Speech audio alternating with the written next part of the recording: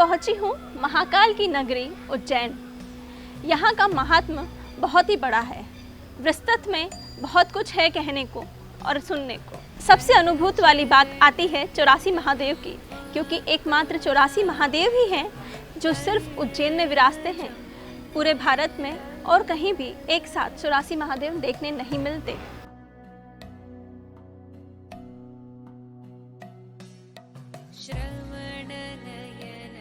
चौरासी महादेव में सबसे पहले आते हैं अगस्त्येश्वर महादेव।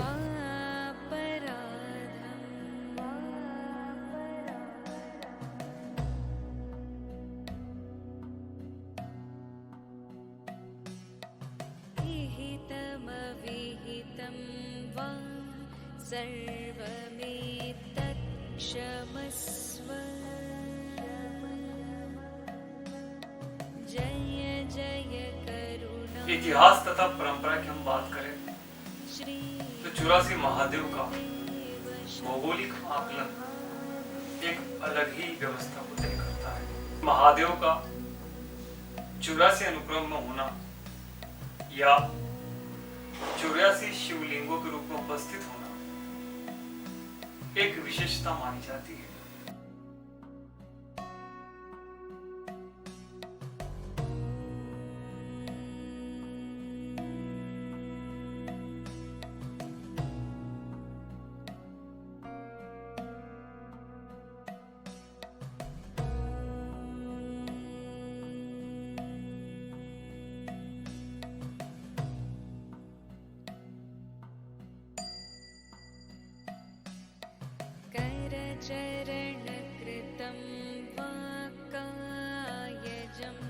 अवंतिका तीर्थ क्षेत्र में अवंती खंड की एक कथा सामने आती है, जिसमें साक्षात महादेव अवंतिका की यात्रा करते हैं।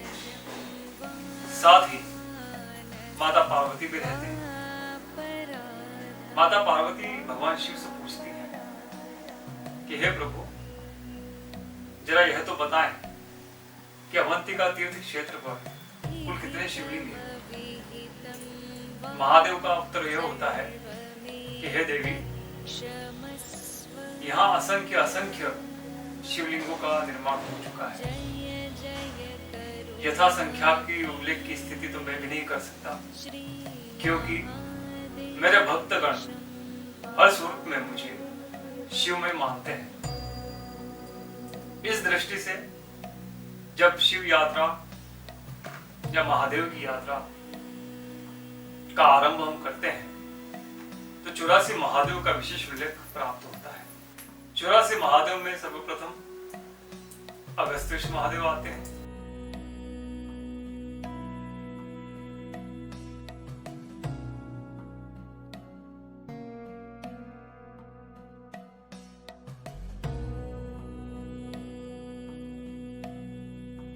जब मैं यहाँ दर्शन करने पहुँची तो मुझे एक अच्छी अनुभूति के साथ साथ जो पॉजिटिविटी मिली वो बहुत ही आनंदित थी।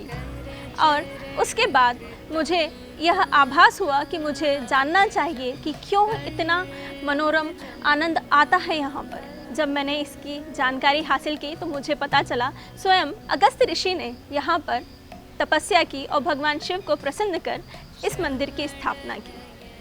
इसीलिए अगस्त्य ऋषि के नाम से इस मंदिर को जाना जाता है।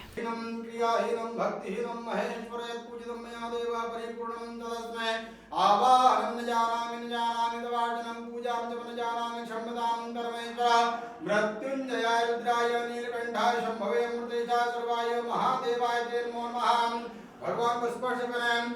ओम राधा काले चंद्रका निशा बाबा मीनाक्षी आय नगरना ध्यान साया में सप्त जन्मनाम मेरुकांजन तुरंगानम भगवान कोटि शतेन अभी पंचकोटि तुरंगानम तत्परम शिव दर्शनम शिवम अब पार्वती पतये हर हर हर महादेव। देवताओं और दानवों के बीच में युद्ध हुआ और देवता हार कर पृथ्वी पर त्राहिमाम करने लगे और अगस्त्य ऋषि की शरण में पहुंचे। अगस्त्य ऋषि को जब सारा वृत्तांत बताया तो अगस्त्य ऋषि बहुत ही क्रोधित हो गए और क्रोधित होकर जो ज्वाला उत्पन्न हुई उससे देवलोक में लोग जलकर गिरने लगे। इससे उन्हें ब्रह्म हत्या का पाप लगा। इससे मुक्ति पाने के लिए उन्होंने भगवान शिव की आराधना की और आराधना कर भगवान शिव को प्रसन्न किया। उनकी तपस्या से इस स्थान पर जो पॉजिटिविटी तैयार हुई, या ये कह लें जो पॉजिटिविटी आज भी यहाँ पर मौजूद है, वो बहुत ही अनुपम है। आप जब यहाँ दर्शन करने आएंगे तो आपको भी उस अनुभूति का आनंद मिलेगा जो मुझे मिला है।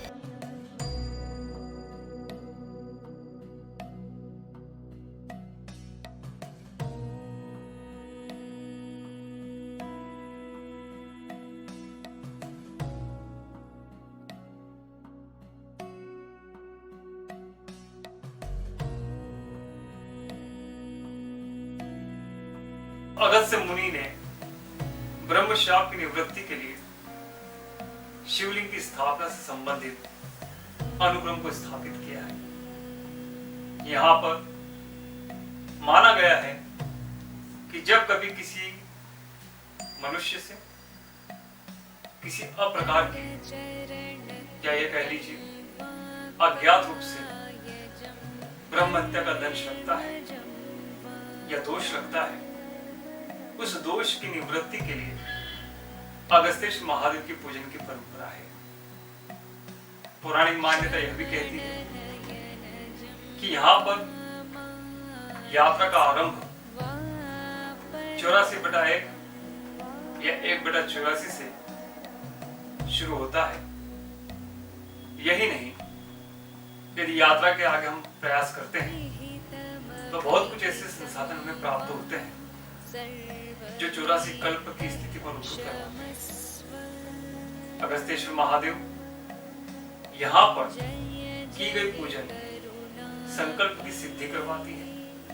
साथ ही यात्रा का पहला पड़ाव और यात्रा का अंतिम पड़ाव अगस्त्येश्वर महादेव से संबंधित है। भौगोलिक मान्यता की हम बात करें तो जीरो रेखांश पर अवस्थित शिप्रा तट के तकरीबन 500 मीटर के आसपास इस क्षेत्र का स्थान आता है। साथ ही दिशाओं की हम बात करें तो दक्षिण पश्चिम दिशा के नैऋत्य कोण से, विशेषकर महाकाल वन के नैऋत्य कोण से मूल उज्जैनी के केंद्र बिंदु से इस यात्रा का आरंभ बताया जाता है।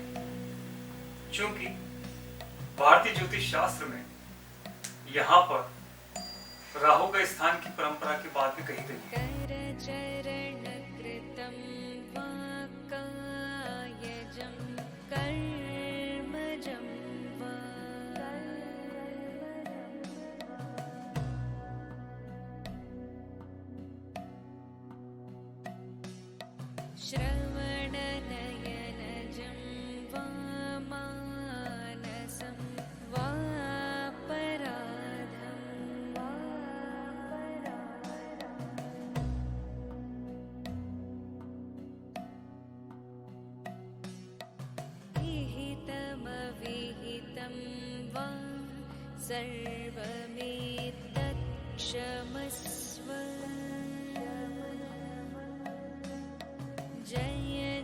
अगस्त्येश्वर महादेव में जब हम दर्शन करते हैं तो ये देखते हैं कि यह उत्तरमुखी शिवलिंग है और इसके बारे में स्कंद पुराण में भी वर्णन मिलता है।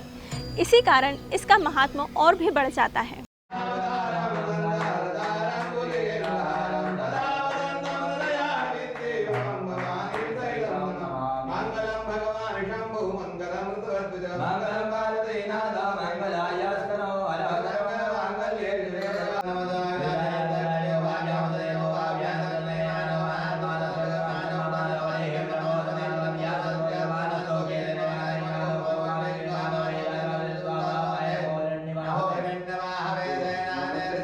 अगस्त्येश्वर महादेव की एक और खासियत है, जब आप 84 महादेव की यात्रा करने का संकल्प लेते हैं तो उस संकल्प को पूर्ण करने के लिए ज़रूरी है कि आप इस यात्रा की शुरुआत और अंत दोनों ही यहीं से करें, तभी जाकर आपको इस यात्रा का फल प्राप्त होगा। जब आप यात्रा यहाँ से शुरू करेंगे तो अंत भी आपको अगस्त्येश्वर महादेव पर ही करना होगा, तभी आपकी यात्रा पूर्ण मानी जाएगी। इस मंदिर को दर्शन कर आप जो अनुभूति प्राप्त करेंगे उतना ही महत्व अन्य मंदिरों का भी है।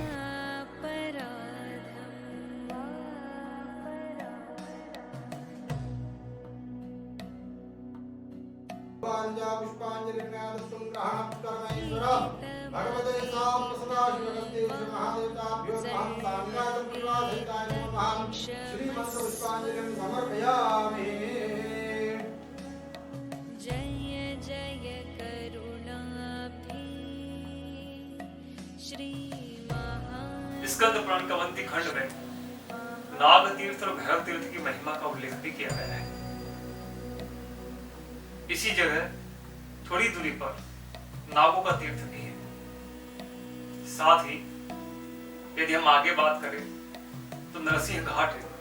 नरसिंह घाट की एक विशेषता यह भी है कि भगवान महाविष्णु की कृपा प्राप्त करने के लिए ऋषि मुनियों का यहाँ पे तप हुआ है। वह कई प्रकार के वरदान अवंतिका की भूमि को प्राप्त हो गए हैं। साक्षात महाविष्णु की सन्निधि, साथ ही महाशिव का प्राकट्य, महाकाल वन की स्थिति, शिप्रा तट का सानिध्य, ये सारी ही स्थितियां अपने आप में उत्तरोत्तर बलवान बताई जाती है। धर्मशास्त्र की गणना से हम बात करें तो यहाँ पर किया गया दान, यहाँ पर किया गया धर्म, यहाँ पर की गई धार्मिक यात्रा, यहाँ पर किया गया तीर्थ स्नान, यहाँ पर किया गया तर्पण, यहाँ पर की गई पितृ की पूजा, ये सभी अपने चरम को प्राप्त होते हैं। यह सिर्फ स्कंद पुराण में ही नहीं वरन विष्णु पुराण के मूल खंड में उल्लेखित है।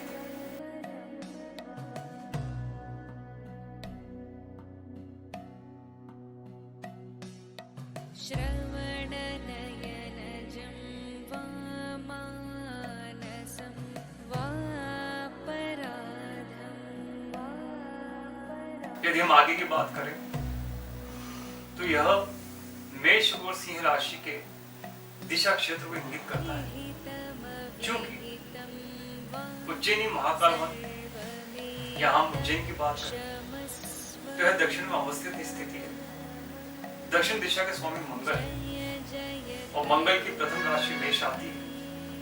साथ ही यदि हम पूर्व दिशा से गणना करें तो यह सिंह राशि के परिमंडल में आता है। इन दोनों ही राशियों के अनुक्रम को बात करेंगे तो दक्षिण पूर्व दिशा से संबंधित सूर्य मंगल का एक योग बनता है।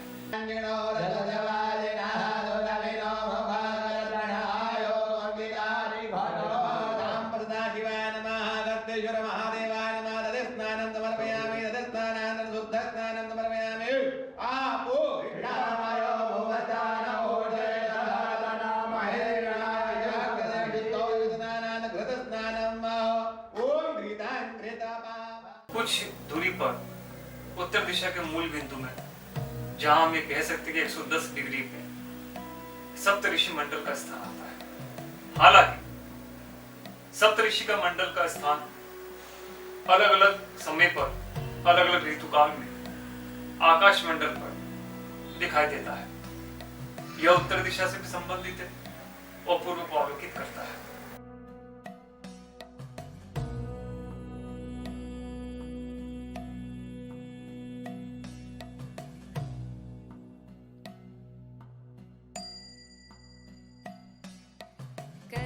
चरणकृतं वाक्कायजं कर्मजं। अगस्तेश्वर महादेव के बाद हम चलते हैं घुमनेश्वर महादेव, जो है हमारा दूसरा पड़ाव।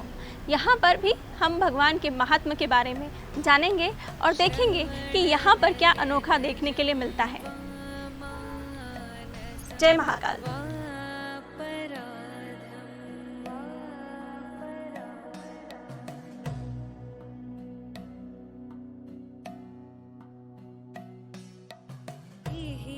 विहितमविहितं वा सर्वमेतत्क्षमस्व।